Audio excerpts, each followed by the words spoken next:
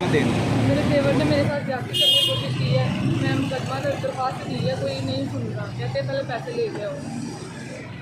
Civil hospital में MLC भी करवाया, वो भी नहीं दे रहे, डिक्लेयर नहीं हुआ, इधर है उधर है, अभी हुआ नहीं। चाहे आप पुलिस का काम है, पुलिस मेरी कोई सुन ही नहीं रही।